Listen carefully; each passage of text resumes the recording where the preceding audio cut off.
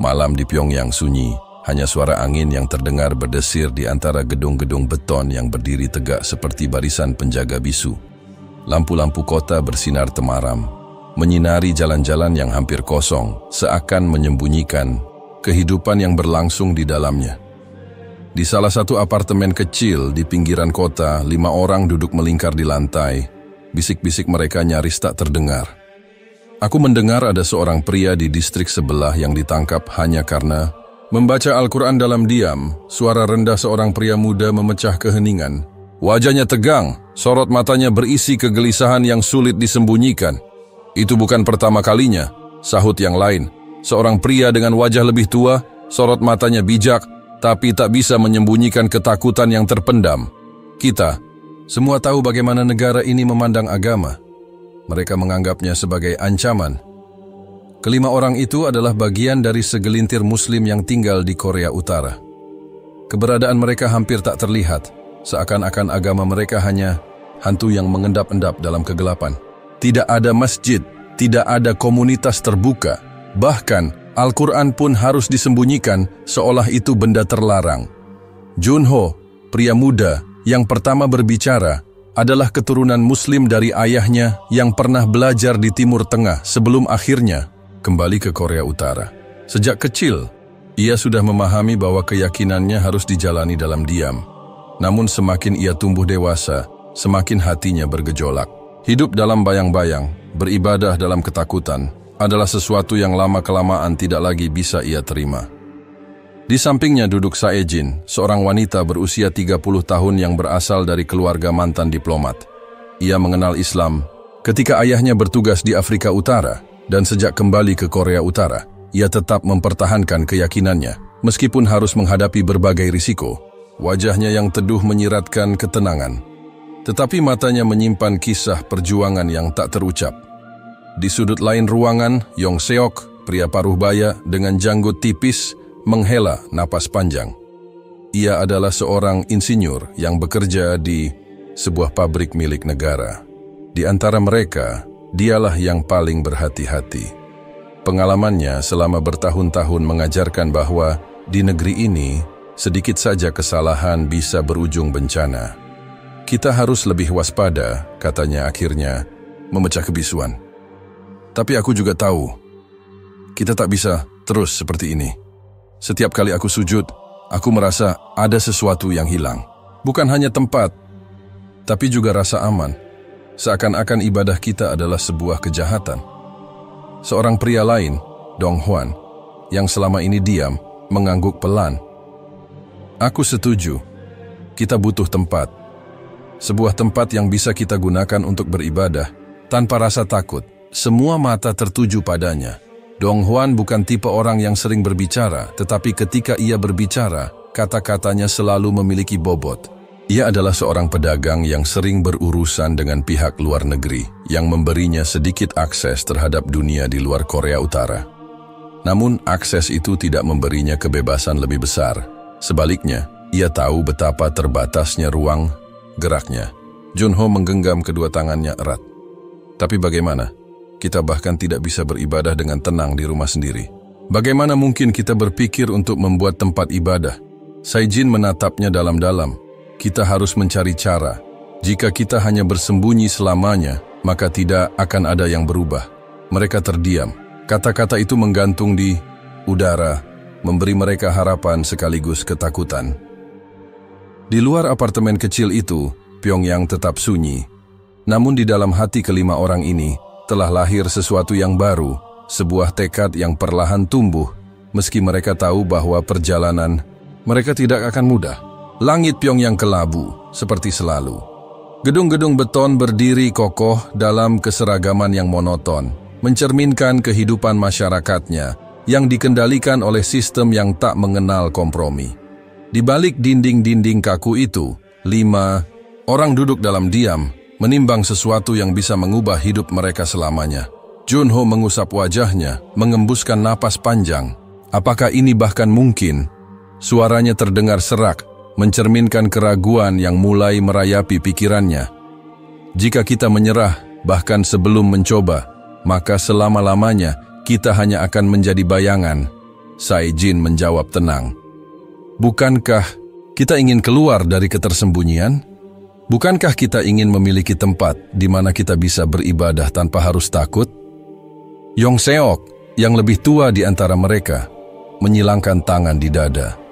Wajahnya keras, matanya menatap lurus ke depan, seolah mencoba melihat masa depan yang penuh ketidakpastian. Aku mengerti keinginan kalian.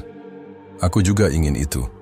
Tapi kita hidup di Korea Utara, bukan di dunia yang memberi kebebasan memilih keyakinan. Setiap langkah yang kita ambil akan selalu diawasi. Dong Hwan, yang sejak tadi diam, akhirnya angkat bicara. Kita tahu risikonya, tapi pertanyaannya adalah, siapa yang akan bersama kita? Kita berlima saja tidak cukup. Kita butuh lebih banyak orang. Jika kita benar-benar ingin mendirikan masjid, kita harus mencari orang-orang yang memiliki keyakinan yang sama. Henning menyelimuti ruangan sempit itu. Mereka semua tahu apa artinya. Mencari komunitas muslim lain di Korea Utara bukanlah hal yang mudah. Tak ada tempat ibadah, tak ada daftar keanggotaan, tak ada organisasi yang bisa mereka hubungi. Muslim di negeri ini seperti bayangan, ada, tetapi nyaris tak terlihat. Junho mengusap tengkuknya, mencoba berpikir. Aku mengenal seorang pria tua yang dulu bekerja di perdagangan internasional. Katanya dia pernah tinggal di Timur Tengah untuk waktu yang cukup lama.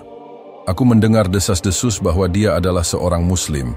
Sai Jin mengangguk. Aku juga pernah mendengar tentang seorang wanita di distrik lain. Dia menikah dengan seorang pria dari Iran ketika masih muda dan menghabiskan beberapa tahun di luar negeri, sebelum akhirnya kembali ke Korea Utara. Jika dia masih mempertahankan keyakinannya, mungkin dia bisa membantu. Mereka saling bertukar pandang. Mencari komunitas muslim yang tersembunyi sama berbahayanya dengan mencari informasi rahasia. Korea Utara adalah negeri di mana setiap langkah bisa disalahartikan sebagai tindakan melawan negara. Jika mereka salah mendekati seseorang, atau lebih buruk lagi, jika orang itu adalah mata-mata yang sengaja ditanam untuk menjebak mereka, maka semua yang mereka impikan bisa berakhir bahkan sebelum dimulai. Namun, setelah berdiskusi panjang, mereka memutuskan untuk mencoba. Junho yang pertama kali bergerak. Dia mendatangi pria tua yang disebutnya Pak Hwang. Rumahnya kecil dan terletak di bagian kota yang tidak terlalu ramai. Saat mengetuk pintunya, Junho merasakan jantungnya berdegup lebih cepat. Jika ini jebakan, maka bisa jadi ini adalah akhir dari segalanya. Pintu terbuka sedikit, dan sepasang mata tua menatapnya dengan curiga. Siapa kau? Aku Junho. Aku hanya ingin berbicara sebentar. Pria itu tidak langsung menjawab. Tatapannya meneliti Junho dari atas ke bawah, seolah menimbang apakah anak muda ini adalah ancaman atau sekadar orang bodoh yang sedang bermain dengan nasibnya. Setelah beberapa saat, dia membuka pintu sedikit lebih lebar. Masuklah. Di dalam rumahnya yang sederhana, Pak Hwang menuangkan teh dalam keheningan. Lalu, dengan suara pelan, dia berkata, "Apa yang kau cari, anak muda?" Junho menatapnya dengan tekad. "Kebenaran. Aku ingin tahu apakah benar bahwa Anda seorang Muslim." Pria tua itu tidak bereaksi seketika. Dia menyesap tehnya perlahan, seolah memikirkan jawabannya. Setelah beberapa saat, dia menaruh cangkirnya dan menatap Junho dalam-dalam. "Mengapa kau ingin tahu?" "Karena aku juga Muslim," Junho menjawab jujur. "Aku dan beberapa orang lain sedang berusaha mencari mereka yang memiliki keyakinan yang sama. Kami ingin mendirikan masjid." Pak Hwang menutup matanya sejenak, seperti menelan beban yang terlalu berat. "Masjid di Korea Utara?" Dia menghela napas panjang. "Kau tahu itu gila, bukan? Bahkan untuk sekadar sholat saja kita harus bersembunyi, apalagi membangun sebuah masjid." "Tapi kita tak bisa terus seperti ini," Junho bersikeras. "Kita butuh tempat, kita butuh komunitas, dan kita butuh keberanian untuk setidaknya mencoba." Pak Hwang terdiam lama. Lalu, akhirnya dia berkata, "Ada beberapa orang lain. Mereka, seperti aku, hidup dalam diam. Aku bisa membawamu bertemu dengan mereka." Tapi kau harus berjanji satu hal, jangan sampai ada yang tahu. Ini bisa membunuh kita semua. Junho mengangguk mantap. Aku mengerti. Sementara itu, Sae-jin juga bergerak menemui wanita yang pernah ia dengar, Nye Chan-han.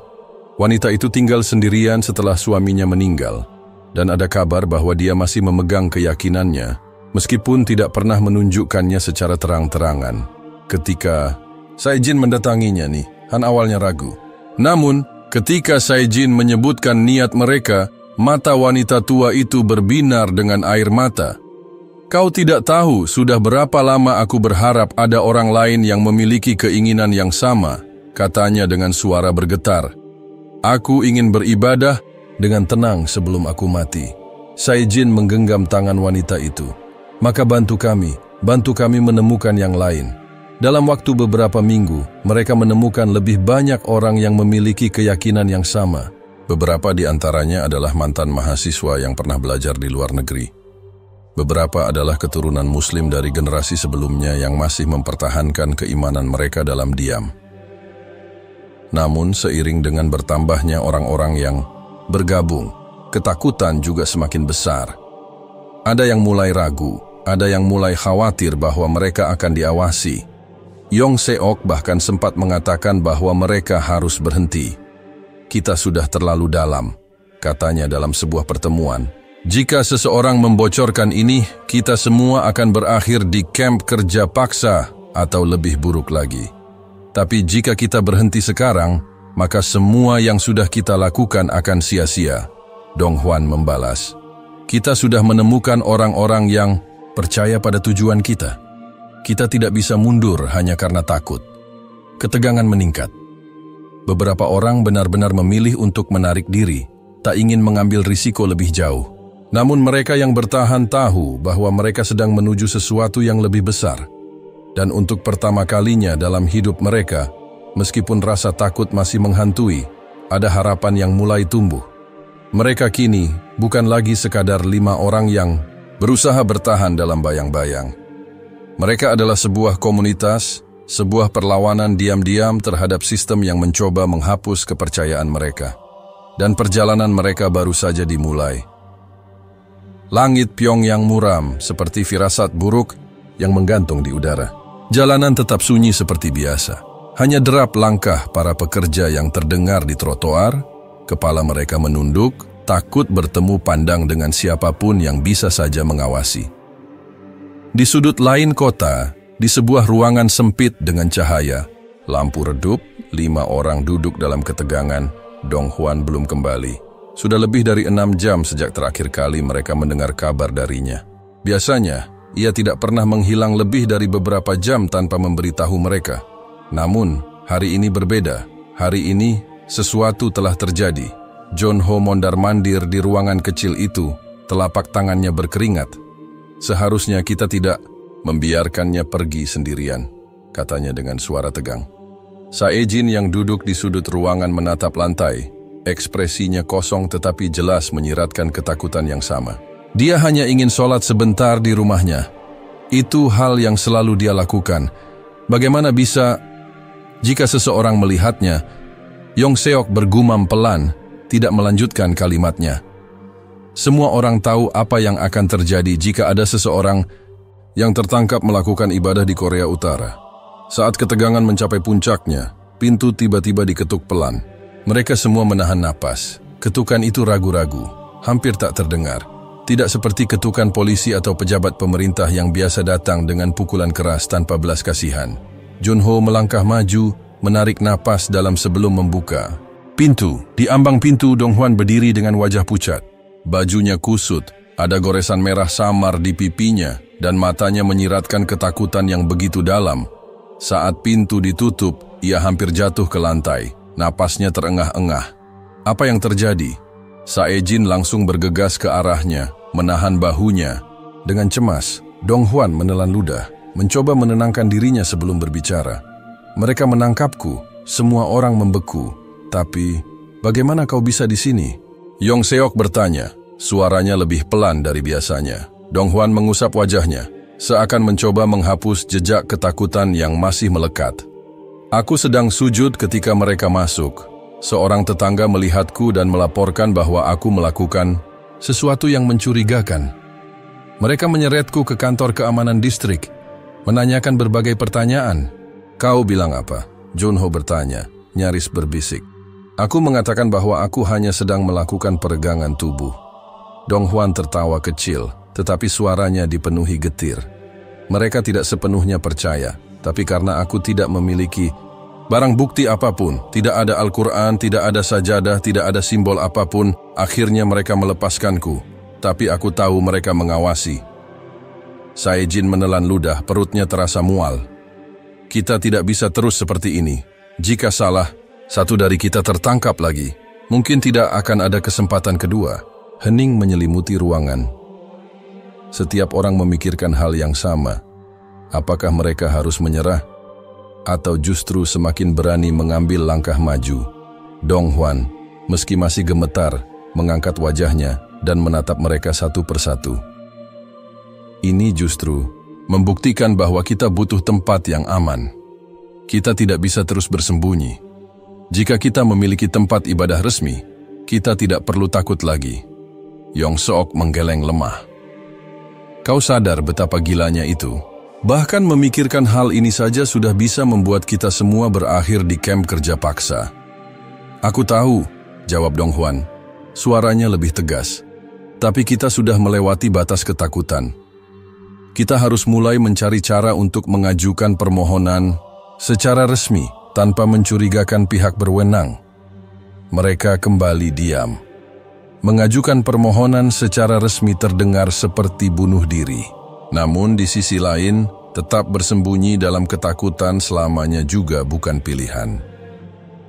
Setelah diskusi panjang, mereka akhirnya sepakat bahwa mereka harus mendekati seseorang yang memiliki koneksi ke pemerintahan, seseorang yang cukup berpengaruh, untuk menyampaikan permohonan mereka, tetapi tidak cukup tinggi jabatannya untuk langsung menolak atau menghancurkan mereka. Orang itu adalah Pak Min, seorang pejabat tingkat rendah di Kementerian Urusan Agama.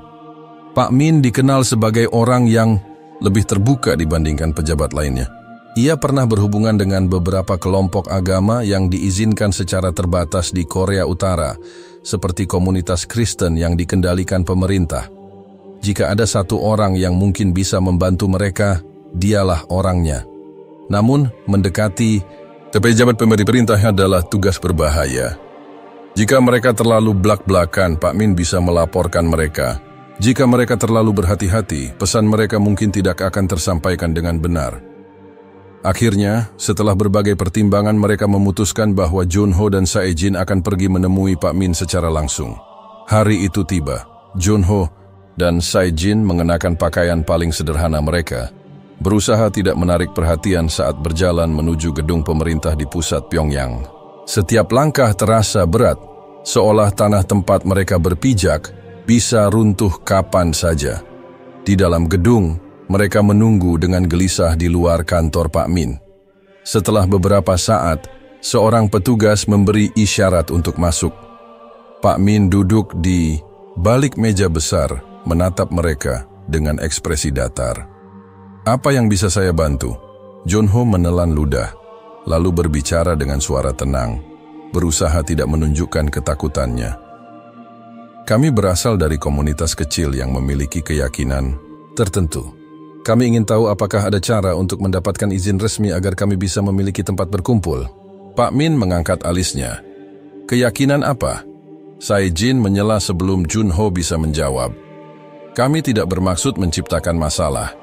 Kami hanya ingin mengetahui prosedurnya. Kami tahu bahwa di beberapa tempat ada komunitas kecil yang diperbolehkan memiliki tempat ibadah selama mereka tidak mengganggu kebijakan negara." Pak Min menatap mereka lama. Ada sesuatu di matanya yang sulit ditebak, antara kecurigaan dan rasa ingin tahu. "Kalian sadar bahwa ini bukan hal yang biasa dibicarakan di negara ini, bukan?" katanya akhirnya. "Kami hanya ingin tahu apakah ada cara untuk melakukannya tanpa melanggar aturan." Junho menjawab hati-hati. Pak Min menghela napas, lalu bersandar di kursinya. "Aku harus memikirkan ini. Datanglah lagi minggu depan." Keluar dari gedung, Junho. dan Saijin saling berpandangan. Tidak ada jaminan bahwa Pak Min akan membantu mereka. Bahkan, mungkin ia hanya sedang menyusun laporan untuk melaporkan mereka. Namun, satu hal yang pasti, mereka sudah mengambil langkah pertama menuju sesuatu yang jauh lebih besar dari mereka bayangkan. Dan tidak ada jalan untuk kembali. Malam itu, di sebuah ruangan sempit yang lampunya hanya berpendar lemah, 5 orang duduk melingkar. Wajah mereka serius, penuh ketegangan. Di tengah meja kayu reyot, tergeletak selembar kertas kosong yang seolah menanti untuk diisi dengan sesuatu yang bisa mengubah hidup mereka selamanya. Dong Hwan menatap kertas itu lama, seakan mempertimbangkan apakah ini adalah langkah yang benar. Kalau kita menulis surat ini dan mengirimkannya, tidak akan ada jalan untuk kembali, katanya, suaranya pelan, tetapi tegas. Yong Seok menghela napas berat. Kita bahkan tidak tahu apakah surat ini akan sampai ke tangan Kim Jong-un. Bisa saja berhenti di tangan pejabat lain yang langsung menganggap kita sebagai pengkhianat. Saijin mengangguk, matanya dipenuhi keraguan. Kalau kita mengirimkan surat ini, kita harus siap menghadapi semua konsekuensinya, termasuk kemungkinan terburuk. Junho, yang sejak tadi diam, akhirnya berbicara. Lalu, apa kita punya pilihan lain? Kita sudah mencoba cara lain. Kita sudah mendekati Pak Min, dan dia bahkan belum memberikan jawaban. Jika kita terus menunggu, kita hanya akan berakhir dalam ketakutan tanpa kepastian. Semua terdiam. Kata-kata Junho benar. Mereka sudah sampai pada titik di mana mereka harus memilih. Tetap bersembunyi dalam ketakutan atau melangkah maju dengan segala risikonya. Dong Hwan mengambil pena, jari-jarinya sedikit gemetar saat menyentuh kertas kosong itu. Kita harus menulis dengan hati-hati. Kita tidak boleh terdengar menantang, tetapi juga tidak boleh terdengar terlalu lemah. Kita harus membuatnya tampak seperti ini adalah sesuatu yang bisa menguntungkan negara. Mereka semua saling berpandangan lalu mengangguk.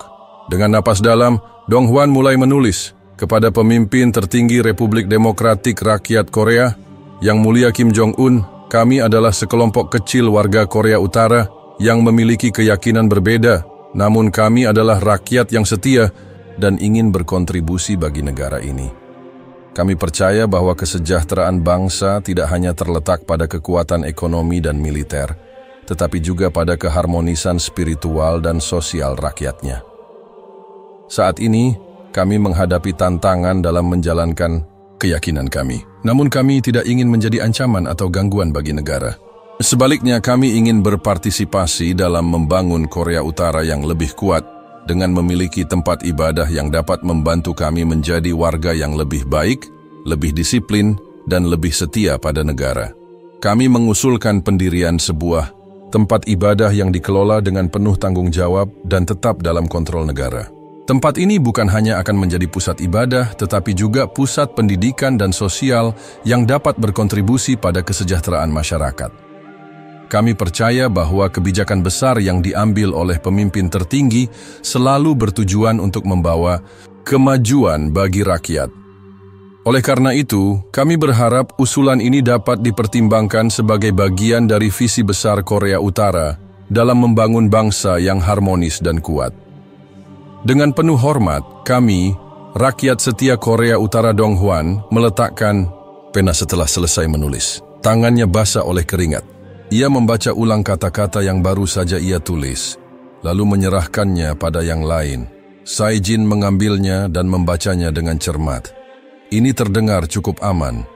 Kita tidak menuntut apapun, hanya mengajukan permohonan dengan nada hormat. Yong Seok masih tampak ragu. Tapi kita tahu bagaimana pemerintah bekerja. Mereka bisa saja melihat ini sebagai pemberontakan terselubung. Mereka bisa menyangka kita mencoba membawa pengaruh luar ke dalam negara. Junho menatapnya tajam. Dan jika kita tidak melakukannya, kita akan terus hidup seperti ini. Menyembunyikan keyakinan kita, selalu takut, selalu waspada. Apa itu lebih baik? Yong Seok terdiam. Ia tahu Junho benar. Dong Hwan mengambil kembali surat itu dan menatap mereka satu persatu. Sekarang, pertanyaannya adalah, apakah kita benar-benar siap mengirimkannya? Keheningan memenuhi ruangan. Ini adalah titik tanpa jalan kembali. Sae-jin menghela napas panjang lalu berkata, "Aku siap." Jeonho mengangguk. "Aku juga." Dong Hwan tersenyum tipis. "Kalau begitu, besok kita akan mengirimnya." Malam itu, tak ada yang bisa tidur dengan nyenyak. Setiap orang dihantui oleh kemungkinan terburuk. Mereka tahu bahwa dengan mengirimkan surat ini, mereka mungkin akan diawasi lebih ketat, mungkin ditangkap, atau bahkan lebih buruk. Namun di sisi lain, mereka juga merasa bahwa ini adalah satu-satunya cara untuk mengubah sesuatu. Keesokan harinya, dengan langkah hati-hati, mereka menyerahkan surat itu ke kantor administrasi pemerintah. Pegawai yang menerima surat itu hanya mengangguk tanpa ekspresi, lalu meletakkannya di tumpukan dokumen lain. Tidak ada pertanyaan, tidak ada kecurigaan, setidaknya tidak secara langsung.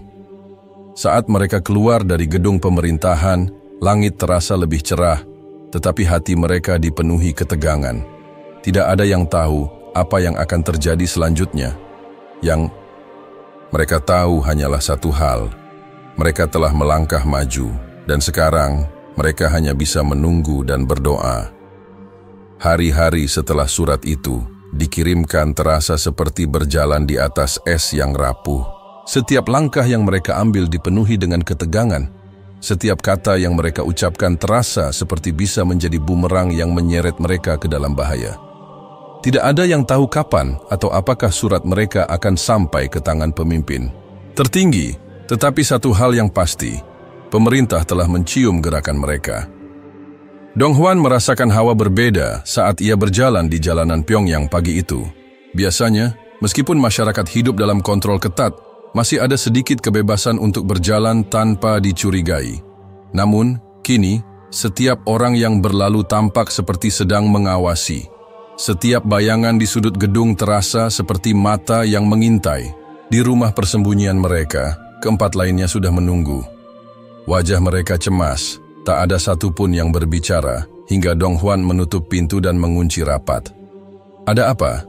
tanyanya, meski ia sudah bisa menebak jawabannya. Sae-jin menggigit bibirnya sebelum menjawab. "Mereka memanggil kita untuk interogasi." Dong Hwan merasakan darahnya seakan berhenti mengalir. "Siapa yang mendapat panggilan?" Jeonho melemparkan selembar kertas ke atas meja. "Kita semua." Dong Hwan mengambilnya dan membaca dengan saksama. Surat panggilan itu datang dari Departemen Keamanan Negara. Tidak ada penjelasan rinci, hanya permintaan untuk hadir di sebuah kantor administratif keesokan harinya. "Ini buruk," gumam Yong Seok, wajahnya pucat. "Ini bisa berarti mereka tahu sesuatu.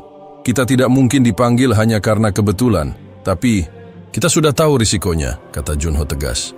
"Kita sudah melangkah sejauh ini, kita tidak bisa mundur sekarang." Yong Seok menatapnya tajam. "Mungkin kau bisa, tapi aku tidak." Semua mata langsung tertuju padanya. "Apa maksudmu?" tanya Sae-jin dengan suara pelan. Yong Seok berdiri, berjalan mondar-mandir di ruangan yang sempit itu.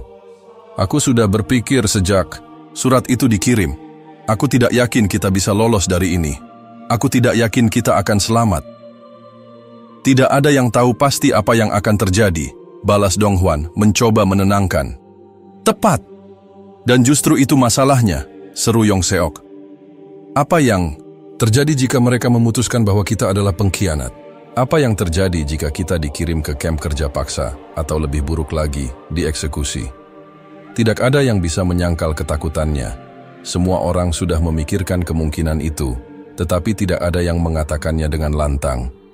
"Aku berpikir, untuk melarikan diri," lanjut Yong Seok, suaranya lebih pelan tetapi masih jelas terdengar. Ruangan seakan membeku. Dong Hwan menggeleng, seakan mencoba memahami kata-kata itu. "Melarikan diri kemana?" "Ke Cina," jawabnya tanpa ragu. "Aku punya kenalan yang bisa membantuku menyelinap keluar. Ini satu-satunya cara agar aku bisa tetap hidup." Jeonho berdiri, menatapnya tajam. "Jadi kau ingin meninggalkan kami setelah semua yang kita lalui bersama?" Yong Seok menutup matanya sejenak. "Aku tidak ingin meninggalkan kalian, tapi aku juga tidak ingin mati." "Kita semua tidak ingin mati," kata Sae-jin dengan suara lelah. "Tapi kita tahu ini bukan hanya tentang diri kita sendiri. Jika kita melarikan diri, kita akan mengakui bahwa kita bersalah, bahwa kita memang melakukan sesuatu yang harus disembunyikan. Dan apa jika kita tidak lari? Kita mungkin akan tetap mati, balas Yong Seok. Dong Hwan menatapnya dalam-dalam. Kau takut. Tentu saja aku takut, teriak Yong Seok, suaranya menggema di ruangan sempit itu. Kalian semua juga takut. Jangan pura-pura tidak. Tidak ada yang menyangkal. Ya, mereka semua takut. Tapi pertanyaannya, apakah ketakutan itu akan membuat mereka mundur? Setelah hening beberapa saat, Dong Hwan berbicara lagi. Kali ini lebih tenang. Aku tidak akan memaksamu untuk tetap tinggal. Jika kau merasa ini adalah satu-satunya cara agar kau selamat, maka pergilah. Tapi aku ingin kau ingat satu hal. Jika kau lari, kau akan selamanya menjadi buronan. Kau akan selalu hidup dalam pelarian, dalam ketakutan yang lebih besar dari ini. Yong Seok menggigit bibirnya, matanya berkaca-kaca. Ia ingin membantah, tetapi dalam hatinya ia tahu Dong Hwan benar. Akhirnya, ia mendudukkan diri kembali di kursinya. Apa yang akan kita lakukan besok? Tanyanya dengan suara hampir berbisik. Junho menarik napas panjang. Kita akan datang ke interogasi. Keesokan harinya, mereka tiba di gedung Departemen Keamanan Negara tepat waktu. Gedung itu besar, dengan dinding-dinding kelabu yang menjulang dingin dan suram. Mereka memasuki ruangan tunggu yang sunyi. Hanya ada satu lampu redup di langit-langit. Satu persatu, mereka dipanggil ke dalam ruangan interogasi. Dong Hwan duduk di kursi kayu yang keras, menatap lurus ke depan sementara seorang petugas di depannya membuka map tebal. Namamu Dong Hwan bukan? Suara petugas itu terdengar datar tetapi penuh tekanan. Ya, jawabnya singkat. Apa kau tahu mengapa kau dipanggil ke sini? Dong Hwan menelan ludah. Tidak, Pak. Petugas itu menatapnya tajam. Kami menerima informasi bahwa ada sekelompok orang yang mencoba membawa pengaruh asing ke negara ini. Apa kau tahu sesuatu tentang itu? Aku tidak tahu apa yang Anda maksud, Pak. Interogasi berlangsung berjam-jam. Mereka tidak pernah menyebut surat secara langsung, tetapi pertanyaan-pertanyaan mereka mengarah ke sana. Mereka ingin tahu apakah ada upaya untuk membangun sesuatu yang tidak sejalan dengan prinsip negara. Namun, karena tidak ada bukti langsung, mereka akhirnya dilepaskan dengan peringatan keras. Kami akan mengawasi kalian. Saat mereka keluar dari gedung itu, kaki mereka terasa berat. Tidak ada yang berbicara, tetapi mereka semua tahu satu hal. Dinding yang tidak terlihat kini mengelilingi mereka. Mereka sudah menjadi target pengawasan. Mereka tidak tahu apa yang akan terjadi selanjutnya. Tapi mereka tahu bahwa ini baru permulaan dari ujian yang lebih besar. Mereka tidak menyangka jawabannya akan datang secepat ini. 3 minggu setelah interogasi, ketika ketakutan masih membayangi, setiap langkah mereka sebuah pesan datang. Sebuah undangan resmi dari seorang pejabat tinggi pemerintahan Korea Utara. Surat itu berisi instruksi agar mereka datang ke sebuah gedung pemerintahan di Pyongyang untuk membahas permohonan mereka. Dong Hwan membaca surat itu berulang kali, memastikan bahwa ini bukan jebakan atau sekadar penghinaan terselubung, tetapi surat itu terlihat resmi, lengkap dengan stempel negara. Apa ini benar? Tanya Sae-jin dengan suara bergetar. Junho mengambil surat itu dari tangan Dong Hwan, menelitinya. Ini datang dari Sekretariat Kebijakan Publik. Mereka tidak akan mengirim ini jika tidak serius. Yong Seok masih tampak skeptis. Atau mereka hanya ingin menggali lebih dalam. Mungkin mereka ingin tahu seberapa jauh kita akan melangkah. Apapun alasannya, Dong Hwan akhirnya berbicara, kita tidak bisa melewatkan ini. Ini adalah satu-satunya kesempatan kita. Mereka semua saling bertukar pandang. Ketegangan masih menggantung di udara, tetapi dalam hati mereka ada secercah harapan. Kecil, keesokan harinya mereka berdiri di depan sebuah gedung besar dengan arsitektur khas Korea Utara. Monumental, kokoh, dan tanpa celah. Pintu kayu besar di depan mereka, seolah mengisyaratkan betapa kecilnya mereka di hadapan kekuasaan negara. Seorang pria berseragam abu-abu dengan wajah dingin mempersilakan mereka masuk. Mereka dibawa melewati koridor panjang hingga akhirnya tiba di sebuah ruangan luas dengan meja besar di tengahnya. Di seberang meja, seorang pria paruh baya dengan jas rapi duduk dengan ekspresi kaku. Wajahnya tidak menunjukkan emosi apapun, tetapi matanya tajam, meneliti mereka satu persatu. "Kalian mengajukan permohonan yang tidak biasa," kata pria itu. Suaranya berat dan berwibawa. "Kalian ingin membangun masjid di Pyongyang. Tidak ada." Yang berbicara selama beberapa detik. Kata-kata itu terdengar begitu nyata saat diucapkan. Dong Hwan akhirnya mengambil napas dalam dan mengangguk. "Ya, Pak." Pria itu menghela napas panjang.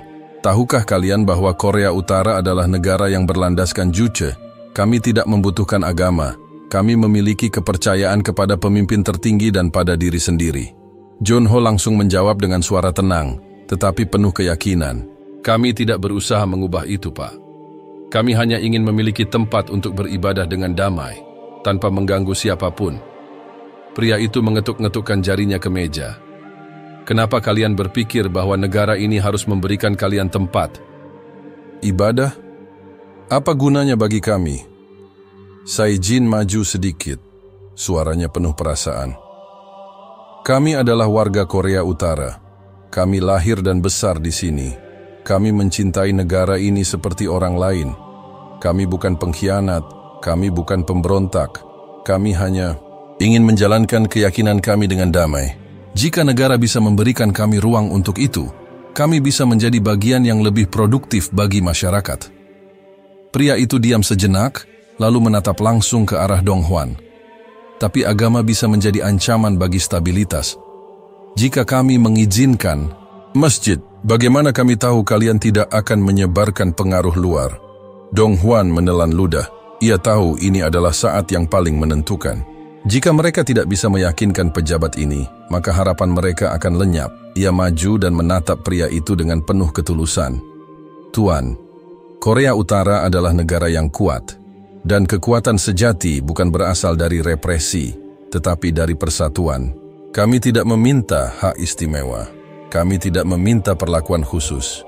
Kami hanya ingin memiliki tempat untuk beribadah seperti orang lain. Jika negara bisa mengizinkan ini, bukan hanya kami yang akan merasa lebih diterima, tetapi ini juga akan menunjukkan bahwa Korea Utara adalah negara yang berani dan percaya diri, sebuah negara yang tidak takut pada keyakinan rakyatnya." Ruangan itu kembali sunyi. Pria itu menatap Dong Hwan lama, seolah mencoba menilai apakah kata-katanya benar-benar tulus atau hanya manipulasi belaka. Akhirnya, pria itu bersandar di kursinya dan menghela napas. "Permohonan ini tidak mudah, tetapi aku akan meneruskannya ke tingkat yang lebih tinggi. Namun ada syaratnya. Mereka semua menegang. Kami akan mengawasi kalian lebih ketat. Jika ada indikasi bahwa tempat ibadah ini digunakan untuk hal lain selain ibadah, kami tidak akan ragu untuk menutupnya dan menangkap kalian." Dong Hwan mengangguk tanpa ragu. "Kami mengerti, Pak." Pria itu berdiri menandakan bahwa pertemuan telah berakhir. "Kami akan memberitahu kalian jika ada perkembangan lebih lanjut." Dengan hati berdebar, mereka meninggalkan gedung itu. Saat mereka berjalan di luar, angin dingin menerpa wajah mereka. Tetapi untuk pertama kalinya dalam waktu yang lama, mereka merasa sedikit lebih ringan. Pintu yang selama ini tertutup, rapat kini sedikit terbuka. Mereka hanya bisa berharap bahwa langkah mereka selanjutnya tidak akan membuatnya tertutup kembali.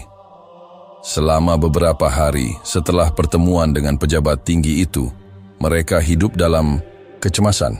Tak ada kabar lanjutan, tak ada petunjuk apakah permohonan mereka akan diproses atau justru menjadi alasan bagi pemerintah untuk mencurigai mereka lebih dalam. Tetapi satu hal yang pasti, mereka sekarang dalam pengawasan ketat. Junho mulai memperhatikan keanehan di sekitarnya. Saat berjalan menuju tempat kerjanya di sebuah pabrik tekstil, ia melihat seorang pria berpakaian sipil yang selalu berada di sudut jalan yang sama setiap pagi. Ketika ia pulang, pria itu sering kali ada di dekat halte. Awalnya Junho berpikir, itu hanya kebetulan. Tetapi setelah beberapa hari, ia yakin pria itu adalah agen yang ditugaskan untuk mengawasinya. Yong Seok mengalami hal serupa. Salah satu rekan kerjanya tiba-tiba menjadi sangat ramah dan sering mengajaknya berbincang tentang kehidupan sehari-hari, sesuatu yang jarang terjadi di Korea Utara. Namun, Setiap percakapan selalu mengarah ke satu hal tentang pandangan politiknya dan seberapa besar ia mencintai negara ini. Aku rasa mereka sedang menguji kita, ujar Yong Seok dalam pertemuan rahasia mereka di sebuah gudang kosong. Mereka ingin tahu apakah kita punya niat lain selain membangun masjid. Dong Hwan mengangguk, wajahnya muram. Itu sudah bisa diduga. Begitulah cara mereka bekerja. Mereka tidak akan memberi izin tanpa menguji kesetiaan kita terlebih dahulu. Saijin menggigit bibirnya, matanya dipenuhi kekhawatiran. Tapi bagaimana kalau mereka hanya menggunakan ini sebagai alasan untuk menangkap kita? Tak seorang pun menjawab. Itu adalah kemungkinan yang nyata dan mereka semua menyadarinya. Hari itu, John Ho dipanggil ke sebuah kantor kecil di dalam pabrik. Seorang pria berseragam militer menunggunya, duduk dengan tenang di balik meja kayu sederhana. "Silakan duduk," kata pria itu dengan suara dingin. John Ho duduk dengan hati-hati. "Kau sudah bekerja di sini selama bertahun-tahun, bukan?" "Ya, Pak," jawab John Ho hati-hati. Pria itu mengangguk. "Kau tahu bahwa negara ini sangat menghargai warganya yang setia, dan negara ini tidak membutuhkan elemen yang bisa merusak persatuan kita." John Ho menelan ludah. "Tentu, Pak." Pria itu bersandar di kursinya. "Aku ingin bertanya kepadamu, apakah kau setia kepada pemimpin tertinggi?" John Ho sudah menduga pertanyaan ini akan datang. Ia mengangguk, berusaha menjaga ekspresinya tetap netral. "Tentu saja, Pak. Aku lahir dan besar di sini. Aku bekerja untuk negara ini, dan aku ingin melihatnya berkembang." Pria itu menatapnya dalam, seakan mencari celah dalam jawabannya. "Lalu kenapa kau dan teman-temanmu ingin membangun sesuatu yang tidak pernah ada dalam sistem kita?" John Ho menarik napas dalam-dalam. "Karena kami percaya bahwa negara ini bisa lebih kuat jika rakyatnya merasa diterima. Kami tidak ingin melawan sistem. Kami hanya ingin menjadi bagian dari negara ini tanpa kehilangan jati diri kami." Pria itu diam sejenak sebelum akhirnya mengangguk. "Kau boleh kembali bekerja. Tapi ingat, kami akan selalu memperhatikanmu." John Ho keluar dari ruangan itu dengan lutut gemetar. Ia tahu bahwa mereka masih dalam bahaya. Sementara itu, Yong Seok mengalami tekanan yang lebih besar. Seorang pria yang mengaku dari Departemen Keamanan mendatangi rumahnya dan berbicara dengan ibunya. "Ibumu sudah tua," kata pria itu dengan suara tenang, tetapi menusuk. "Akan sangat menyedihkan jika sesuatu terjadi padanya, bukan?" Yong Seok mengepalkan tangan, mencoba menahan amarahnya. "Apa yang Anda inginkan dari saya?" "Kami hanya ingin memastikan bahwa kau tahu di mana kesetiaanmu berada. Jangan sampai ada kesalahpahaman. Jika kau dan teman-temanmu memikirkan sesuatu yang berbahaya, kau tahu akibatnya." Setelah pria itu pergi, Yong Seok merasa ingin menyerah. Ia kembali menemui kelompoknya, dan dengan suara bergetar ia berkata, "Aku tidak bisa melakukannya lagi. Aku tidak bisa mempertaruhkan nyawa ibuku." Dong Hwan menatapnya dengan penuh pengertian. "Aku mengerti perasaanmu, Yong Seok. Tak ada yang akan memaksamu untuk tetap tinggal." Yong Seok menunduk. Ia ingin tetap bersama mereka, tetapi ketakutan dalam dirinya terlalu besar. Malam itu, mereka duduk dalam keheningan. Keputusan Yong Seok mengguncang mereka semua. Jika salah satu dari mereka menyerah, apakah itu berarti mereka yang lain juga harus mundur? "Aku tidak bisa pergi," kata Saijin akhirnya. "Kalau aku menyerah, sekarang aku akan menyesal seumur hidup." John Ho mengangguk. "Aku juga. Kalau kita mundur, maka kita benar-benar kalah. Aku tidak ingin hidup seperti ini selamanya." Dong Hwan tersenyum tipis. "Kita sudah sejauh ini. Kita tidak tahu apakah permohonan kita akan diterima, tapi setidaknya kita bisa berkata bahwa kita sudah mencoba." Keheningan kembali menyelimuti mereka. Di luar, bintang-bintang bersinar di langit malam, seakan mengingatkan mereka bahwa di tengah kegelapan masih ada cahaya kecil yang bersinar. Mereka hanya perlu bertahan sedikit lebih lama. Keputusasaan seringkali datang tanpa peringatan. Ia datang dalam bentuk keheningan yang membekap, di saat-saat ketika harapan terasa terlalu jauh untuk digapai. Meskipun mereka sudah melangkah jauh, tidak ada kepastian bahwa segala perjuangan mereka akan membuahkan hasil. Hari-hari terasa semakin panjang, dan setiap detik berlarut-larut dalam ketegangan yang semakin mencekam. Sejak pertemuan mereka dengan pejabat tinggi itu, kehidupan mereka berubah. Pengawasan semakin ketat, setiap langkah mereka terasa seperti langkah yang dijaga oleh mata-mata tak terlihat. Tidak ada lagi kebebasan yang mereka nikmati seperti sebelumnya. Setiap pergerakan kecil dirasakan dengan berat, dan ketakutan seakan menyelimuti setiap keputusan yang mereka buat. Namun, dalam kekacauan yang mencekam ini, mereka tidak menyerah. Mereka tetap berusaha untuk bertahan, untuk terus memperjuangkan apa yang mereka yakini adalah hak mereka, hak untuk beribadah dengan damai di tanah air mereka. Namun, ada satu peristiwa yang tak terduga yang mengubah segalanya. Pagi itu, saat Dong Huan sedang berjalan menuju pasar untuk membeli bahan makanan, ia melihat sesuatu yang membuat jantungnya berdebar lebih cepat dari biasanya. Di sudut jalan, seorang pria yang tidak ia kenal berdiri di dekat tiang listrik. Pria itu mengenakan jaket hitam dan topi yang menutupi sebagian wajahnya, terlihat mencurigakan. Dong Huan mengamati pria itu dengan waspada. Tidak ada yang istimewa dengan penampilannya, namun ada sesuatu yang membuat Dong Huan merasa tidak nyaman. Ia tidak tahu mengapa, tetapi intuisinya mengatakan bahwa pria itu bukan orang biasa. Dengan hati-hati, Dong Huan berusaha mengalihkan perhatiannya dari pria itu dan melanjutkan langkahnya menuju pasar. Namun, beberapa langkah kemudian, suara langkah kaki mengikuti di belakangnya. Dong Huan menoleh, dan pria itu sudah berada beberapa langkah di belakangnya. Berjarak namun cukup dekat untuk membuatnya merasa cemas. Tanpa berkata-kata, pria itu mengangkat tangan dan menunjuk ke arah jalan yang lebih sepi di samping mereka. Dong Huan, meskipun ragu, mengikuti perintah itu. Tidak perlu khawatir, kata pria itu dengan suara rendah dan tenang. Aku tidak akan membahayakanmu. Aku hanya ingin berbicara. Dong Huan merasa jantungnya berdegup kencang. Ia berhenti di sudut jalan yang lebih sepi, mencoba menilai situasi. Siapa kamu?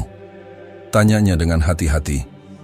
Pria itu mengeluarkan sebuah surat dari saku jaketnya dan memberikannya kepada Dong Huan. Aku seorang teman dari pihak yang lebih tinggi, katanya dengan nada penuh pengertian. Kamu tidak perlu takut, aku datang untuk membantu. Dong Huan memandang surat itu dengan curiga. Bantuan? Dari siapa? Pria itu tersenyum tipis. Dari mereka yang mengerti perjuanganmu. Dari mereka yang tahu bahwa masjid adalah kebutuhan, bukan ancaman. Aku di sini untuk memberi kalian kesempatan. Setelah beberapa detik yang terasa sangat panjang, Dong Huan akhirnya membuka surat itu. Tulisannya tidak terlalu panjang, namun cukup jelas. Mereka mulai mempertimbangkan permohonan kalian. Tidak semua orang di pemerintahan menentangnya. Ada beberapa yang berpihak pada kalian, meskipun dengan risiko besar. Dong Huan mengangkat alis, tak percaya dengan apa yang dibacanya. Ini nyata? Tanyanya, masih dengan suara bergetar. Pria itu mengangguk. Ya, tapi kalian harus berhati-hati. Langkah kalian selanjutnya akan sangat menentukan. Teruskan perjuangan kalian dengan bijaksana. Sebelum Dong Huan sempat bertanya lebih lanjut, pria itu berbalik dan berjalan menjauh, menghilang di antara kerumunan. Dong Huan berdiri terpaku di tempatnya, memegang surat itu erat-erat.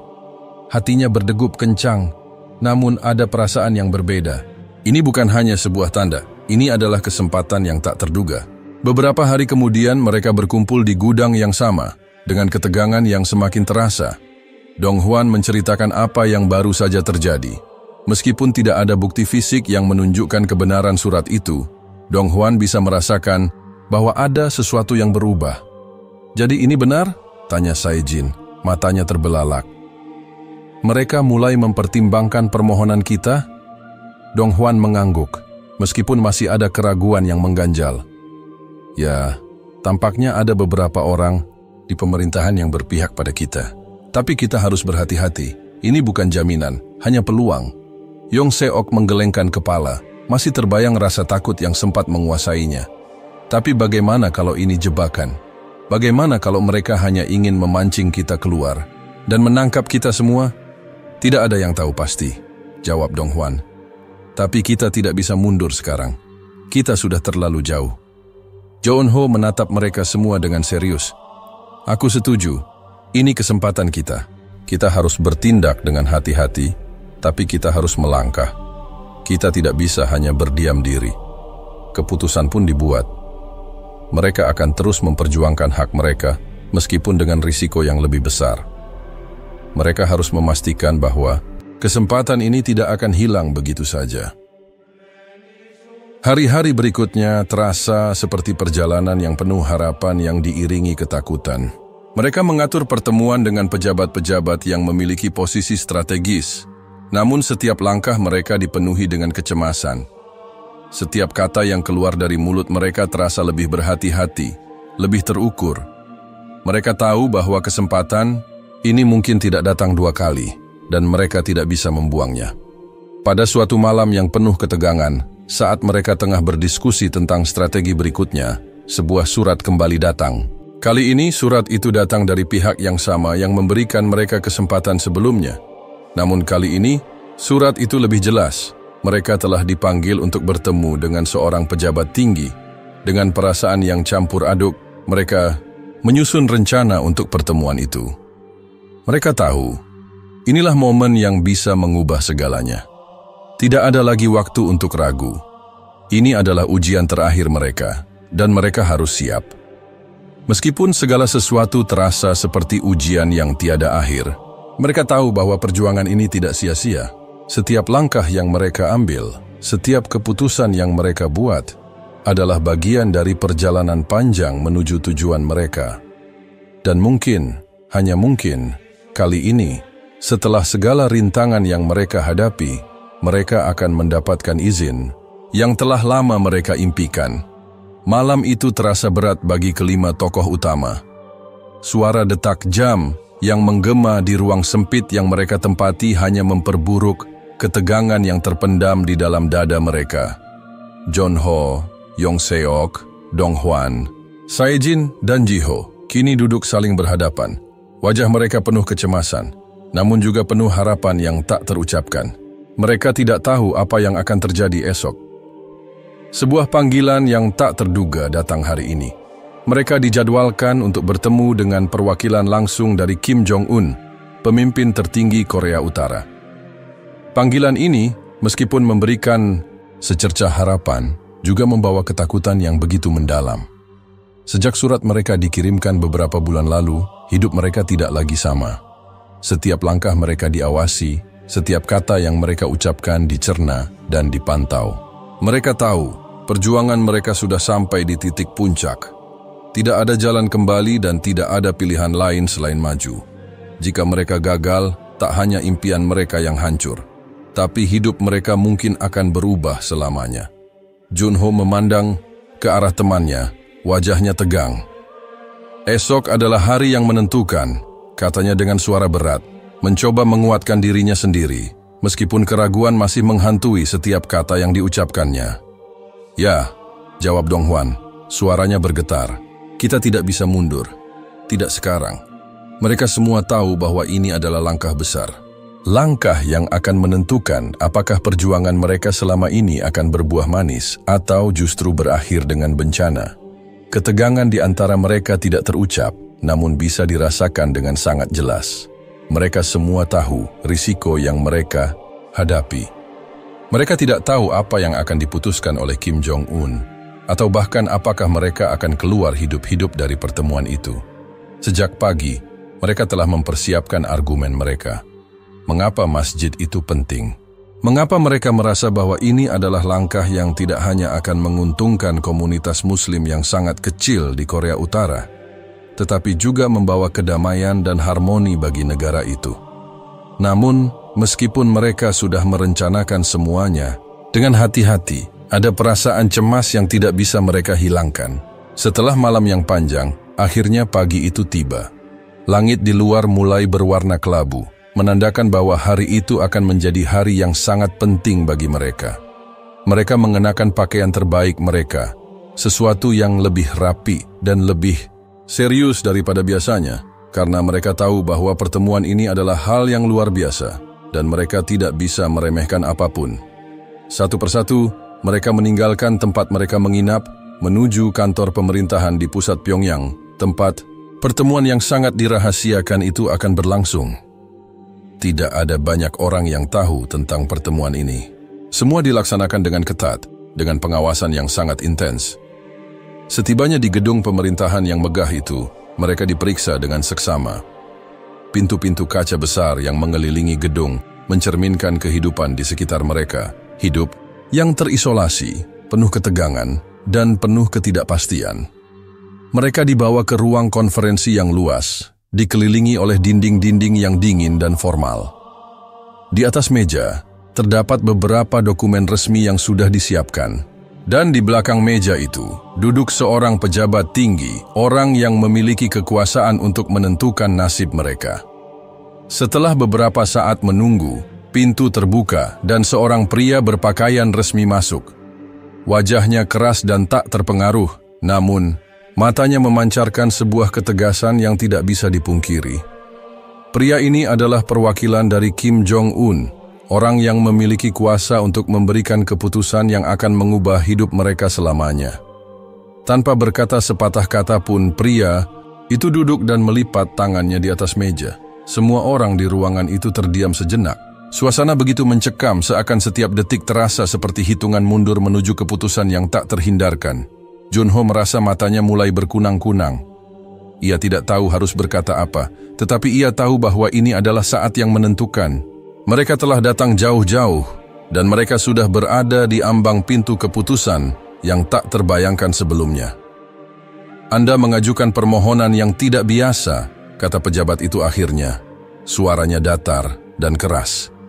Sebagai perwakilan dari pemimpin tertinggi, saya di sini untuk mendengar alasan Anda. Junho berdiri pertama, mengambil napas panjang, lalu berbicara dengan suara yang terkontrol, meskipun ada kegugupan yang jelas di matanya. Yang terhormat, kami datang bukan untuk melawan negara kami.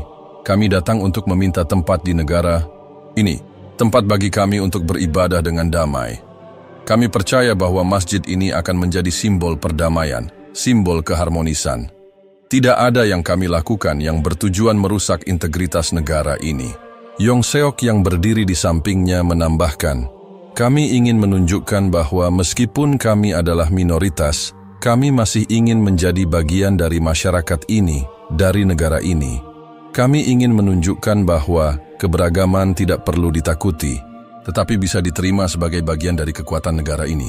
Pejabat itu tidak mengeluarkan sepatah kata pun, hanya memandangi mereka dengan tatapan tajam.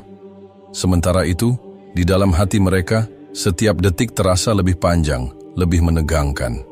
Sae-jin mencoba menenangkan diri, namun hatinya tetap berdebar. Hebat.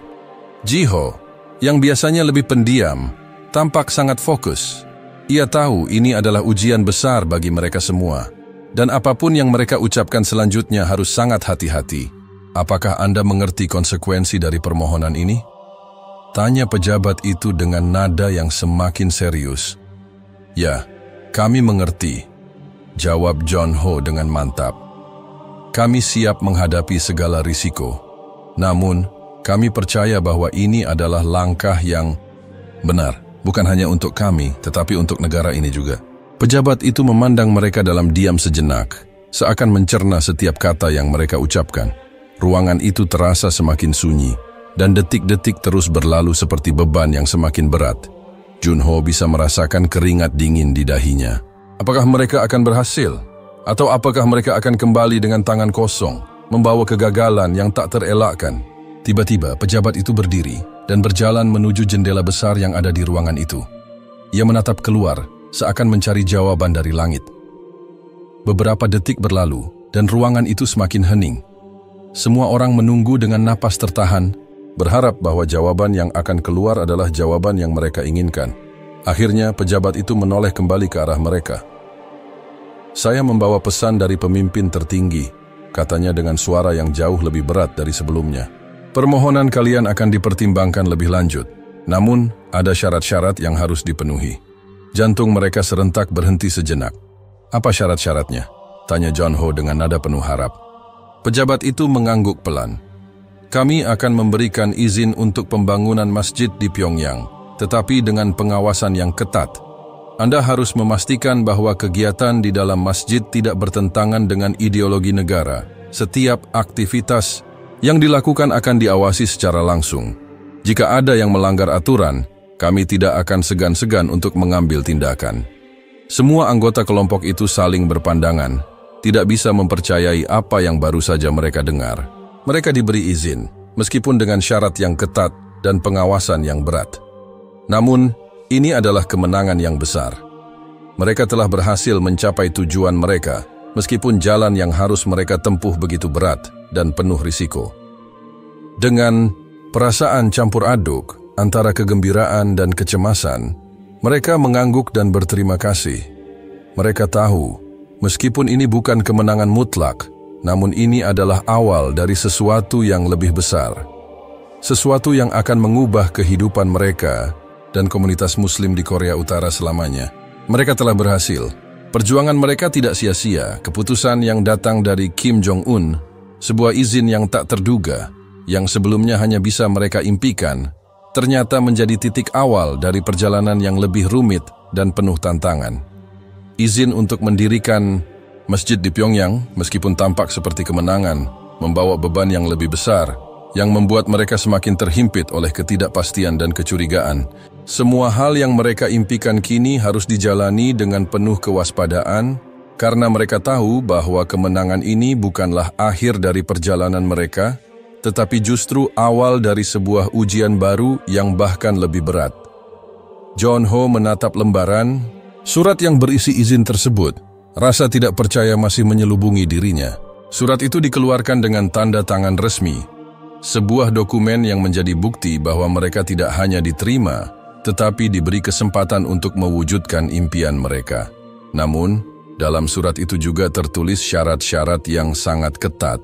Masjid itu harus dibangun di bawah pengawasan pemerintah, dan setiap kegiatan yang berlangsung di dalamnya harus terpantau dengan sangat hati-hati.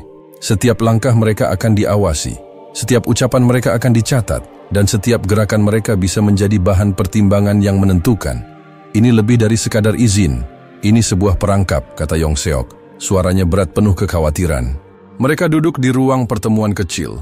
Dengan surat yang sudah dibaca berkali-kali, itu tergeletak di atas meja. Kita diberikan kesempatan, tapi harga yang harus dibayar sangat tinggi. Sae Jin yang lebih tenang, namun tidak kalah cemas, menatap keluar jendela, memandang Pyongyang yang tampak seperti kota yang rapuh, terbungkus dalam kerumunan kebisuan yang tebal.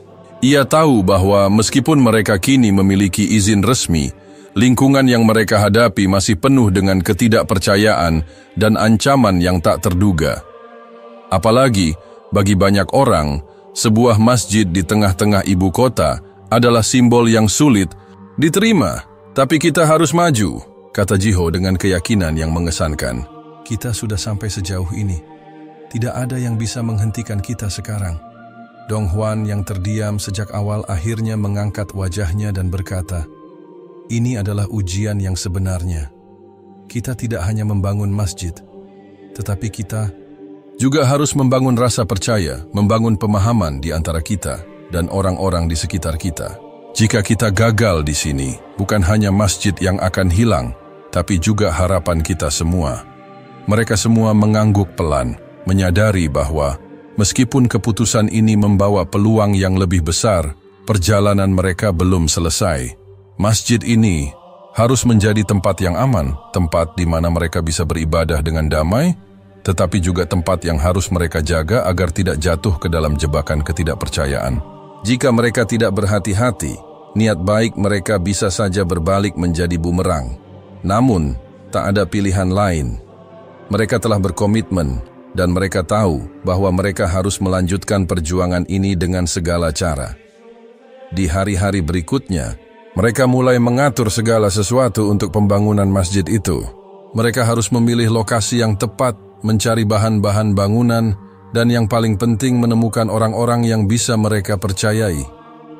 Dalam setiap langkah mereka merasa seperti ada mata yang terus mengawasi, mendeteksi setiap gerakan mereka. Bahkan yang sekecil apapun, mereka tidak bisa membuat kesalahan. Tidak ada ruang untuk kelalaian. Meskipun di luar tampak tenang, hati mereka penuh kecemasan. Mereka mulai menyadari bahwa proses ini tidak akan mudah. Setiap keputusan yang mereka buat harus dilakukan dengan sangat hati-hati. Mereka harus memikirkan bagaimana caranya menjalin hubungan baik dengan penduduk sekitar yang meskipun mungkin tidak mengerti sepenuhnya, harus mereka ajak untuk mendukung pembangunan masjid ini. Mereka harus berhati-hati agar tidak memberi alasan bagi pihak berwenang untuk meragukan niat mereka. Suatu sore, setelah mereka selesai berdiskusi tentang langkah-langkah teknis pembangunan, mereka duduk di sekitar meja, terdiam sejenak. Junho mengangkat kepalanya, melihat sekeliling mereka, dan akhirnya berbicara. Kita harus ingat bahwa masjid ini bukan hanya untuk kita, tetapi untuk seluruh umat Muslim yang ada di Korea Utara. Ini bukan hanya tentang membangun tempat ibadah, tetapi juga tentang membangun jembatan. Jembatan antara kita dan negara ini, antara kita dan masyarakat yang lebih luas. Di saat yang sama, sebuah momen spiritual yang mendalam terjadi di antara mereka. Tanpa ada yang mengatakannya, mereka semua merasa ada sesuatu yang lebih besar yang menghubungkan mereka.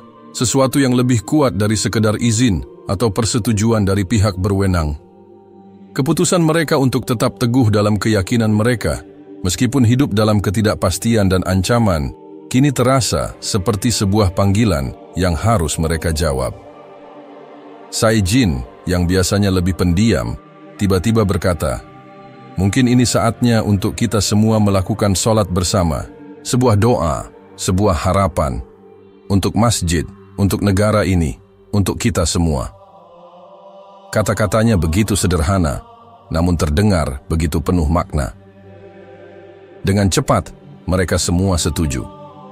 Meskipun mereka tahu bahwa melakukan sholat di tempat umum bukanlah hal yang mudah atau tanpa risiko, mereka juga tahu bahwa ini adalah saat yang tepat untuk menunjukkan tekad mereka. Mereka ingin menunjukkan bahwa meskipun berada di negara yang penuh dengan pengawasan dan ketakutan, mereka tetap bisa bersatu dalam iman. Mereka tidak bisa membiarkan ketakutan menghalangi mereka. Di tengah malam yang sunyi, mereka berkumpul di sebuah tempat yang terpencil, jauh dari jangkauan mata-mata yang mungkin mengawasi mereka. Mereka saling berpegangan tangan dan dengan penuh khusyuk mereka memulai sholat. Ada sesuatu yang begitu mendalam dalam doa-doa mereka malam itu. Itu bukan hanya tentang memohon izin untuk membangun masjid, tetapi juga tentang memohon kekuatan, harapan, dan perlindungan di tengah segala tantangan yang mereka hadapi. Dalam doa itu, mereka merasa lebih dekat satu sama lain, lebih dekat dengan Tuhan, dan lebih dekat dengan tujuan mereka. Ketika sholat selesai, Junho menatap ke arah langit yang gelap, dan meskipun malam itu penuh dengan ketidakpastian, ada perasaan kedamaian yang menyelimuti hatinya. Kita akan berhasil, bisiknya. Kita akan berhasil, karena kita punya tujuan yang lebih besar dari sekadar bangunan ini. Kekuatan iman mereka semakin menguat. Meskipun di luar sana, dunia yang penuh dengan ketidakpastian terus berputar. Mereka tahu bahwa tantangan baru akan datang, namun kali ini mereka tidak merasa takut. Mereka tahu bahwa mereka berjalan dengan tekad yang kuat, dan mereka tidak akan pernah mundur. Pembangunan masjid itu pun dimulai dengan penuh hati-hati. Dan meskipun jalan yang mereka tempuh penuh dengan rintangan, mereka merasa ada cahaya baru yang muncul di Pyongyang. Cahaya yang mereka harapkan bisa membawa harapan tidak hanya bagi mereka, tetapi juga bagi umat Muslim di Korea Utara. Masjid ini bukan hanya sebuah bangunan, tetapi sebuah simbol perjuangan, simbol iman, dan simbol bahwa tidak ada yang tidak mungkin jika dilakukan dengan penuh keyakinan. Perjuangan mereka memang belum berakhir, namun hari itu, di tengah kesulitan dan ketakutan, mereka merasakan sebuah kedamaian yang lebih dalam, sebuah cahaya baru yang memancar dari dalam diri mereka, dan mereka tahu bahwa mereka akan terus melangkah maju tanpa menoleh ke belakang. Pembangunan masjid pertama di Korea Utara yang selama ini mereka perjuangkan akhirnya dimulai.